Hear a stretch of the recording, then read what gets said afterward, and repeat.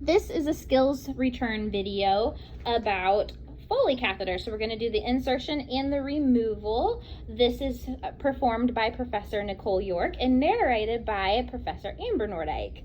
All right, so we are going to start. We're going to initially start with introducing ourselves to the patient and identifying with 2 identifiers. Good morning, ma'am. My name is Nurse Nicole. I'm going to be the one that's taking care of you today. I have a couple things for us to do this afternoon, but I just want to make sure I get your name and date of birth. Marie Bledsoe, date of birth 1/1/1952, which is correct. Thank you, ma'am. I appreciate that. All right, so she has verified the provider's orders, and she has done her assessment for allergies or contraindications of latex, shellfish, chlorhexidine, and iodine. Now she's going to provide privacy. I'm going to pull this curtain for us here today. And then she's going to place her supplies on a clean surface, which she has.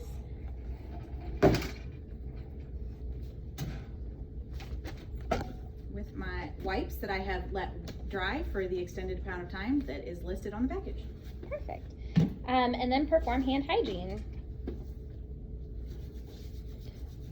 All right, now Nurse Nicole is going to inform the patient of the procedure to be performed, including the rationale for inserting the indwelling catheter, rationale for removing the catheter, cleaning the perineal area, answering questions, and observing verbal consent to insert. So, Ms. Bledsoe, we are going to be placing a urinary catheter today. Just because of your heart failure, you're on some pretty significant diuretics like Lasix, so we want to get some really accurate intake and output on you. I will be cleaning your perineal area, and you might feel some discomfort during the procedure, but otherwise, if there's any questions that you have, please feel free to ask them now or while we're doing the procedure. We will remove the catheter once we feel that it's necessary to do so, and you might not be on those medications anymore, or we are feeling that your output is enough at that point. Do you have any questions at this point? And then do I have consent to continue? Okay. All right, she's going to raise the bed to hip level. And then the blanket, the patient already has a blanket over them, but you can use a bath blanket if your unit provides them to you. All right, so she's going to pull the top bed linens to the foot.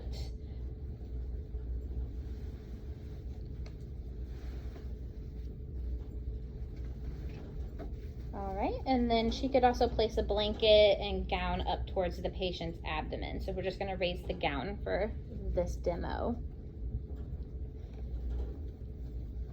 Move your arm here. Thank you. All right, and while she has the patient's gown up, she's going to assess for bladder distension, perineal redness, perineal skin breakdown, rashes, and open sores. You look good. She's also going to assess the need for perineal cleaning, which she's already talked about, and verbalize would provide if necessary. And then we're going to inform the patient, which they already are exposed.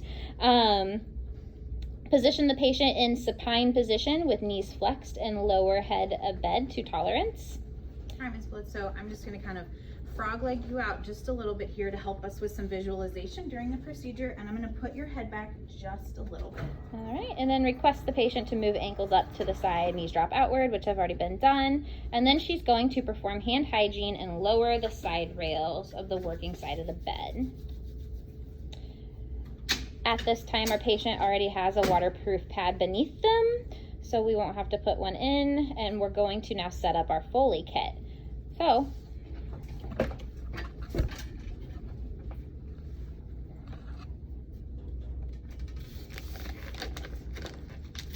all right, so she's going to remove the sterile catheter kit from the bag.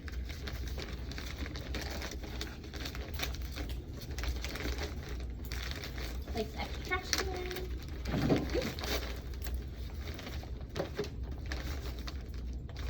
Okay, so she's going to fold down the top of the clear bag and make that into a little trash can itself.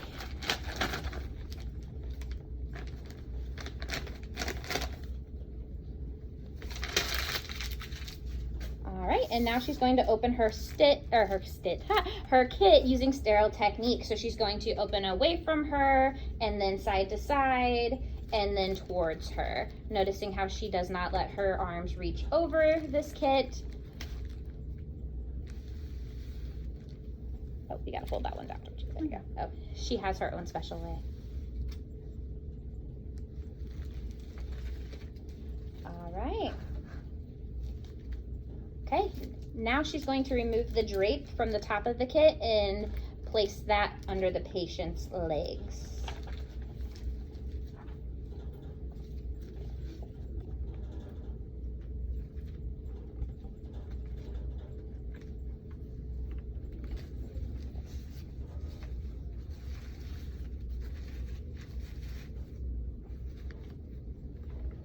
All right, now she's going to don her sterile gloves.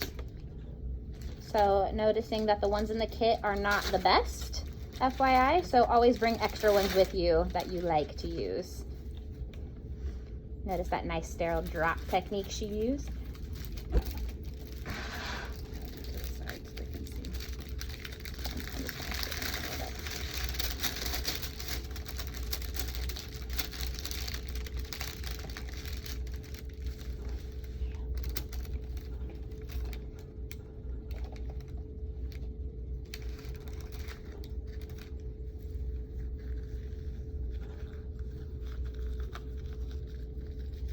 Missed a finger. It's okay.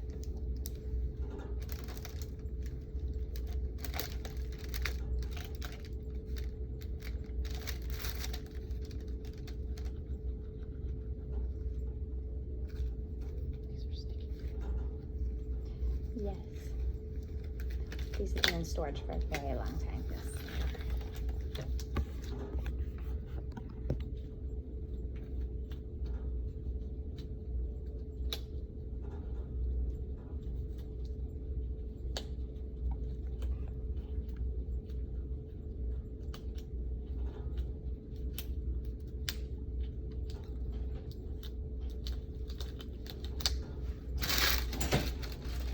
All right, now she's going to set up her kit.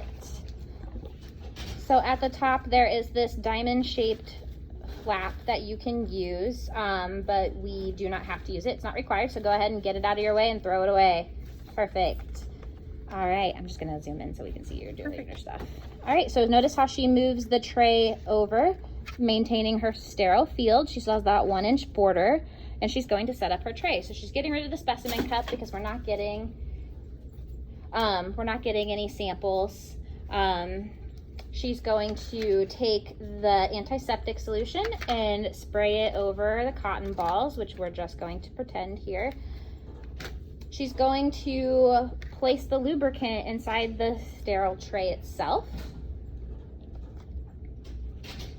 She is then going to take her syringe and put it inside and connect it to her Foley.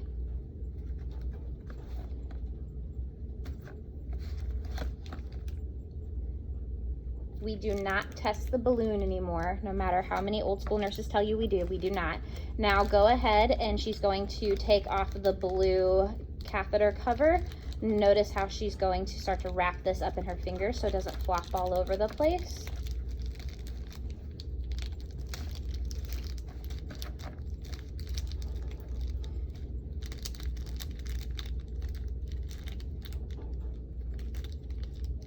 Perfect, and she's just gonna stick that tip right in that lubricant. All right, now she's gonna cover the tray back up, and she has everything set and she's ready to move between the patient's legs.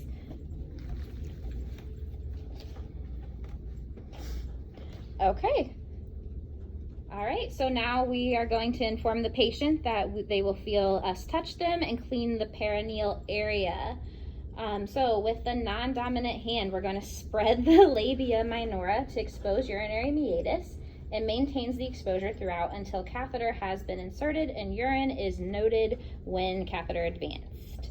Okay, with the dominant hand, she's going to clean in one downstroke from the clitoris to the anus, and then she's going to clean each labia fold, discarding her cotton balls as she goes.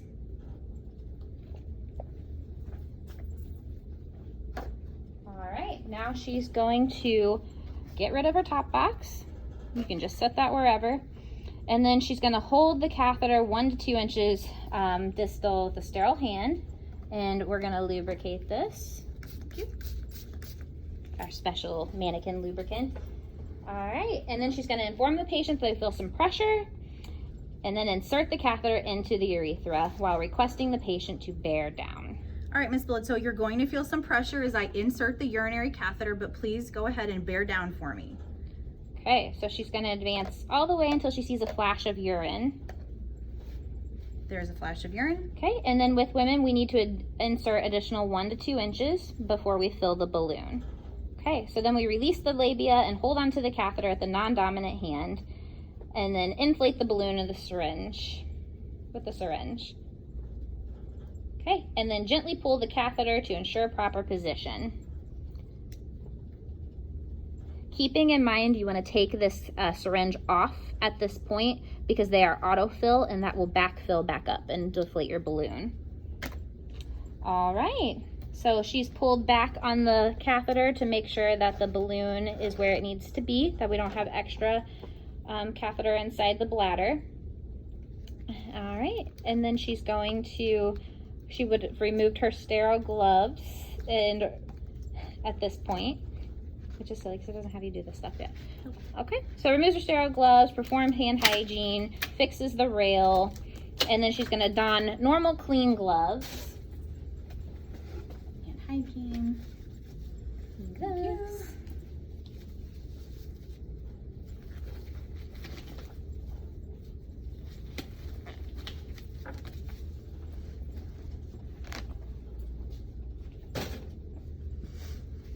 At this point, you are able to get a urine sample out of the bag if you need to. Once you hang this on the side rail and walk away, it's no longer considered sterile.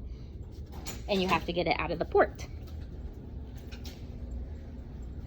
All right, so she's going to tape the catheter to the leg, making sure that there's enough slack that if this patient stood up and walked, you wouldn't tug on the catheter.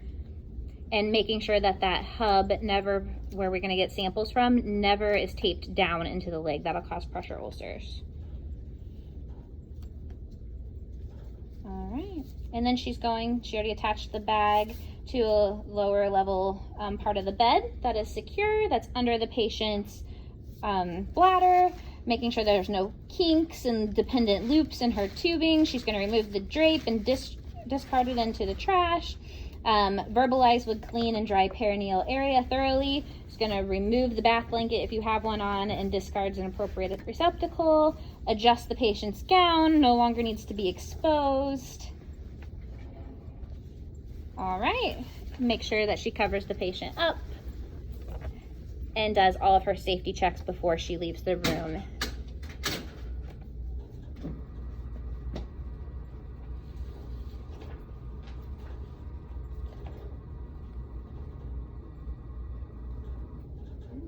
Bed is in the lowest position and is locked, and the patient's call light is near them. Thank you, Mrs. Bledsoe. I appreciate your time today.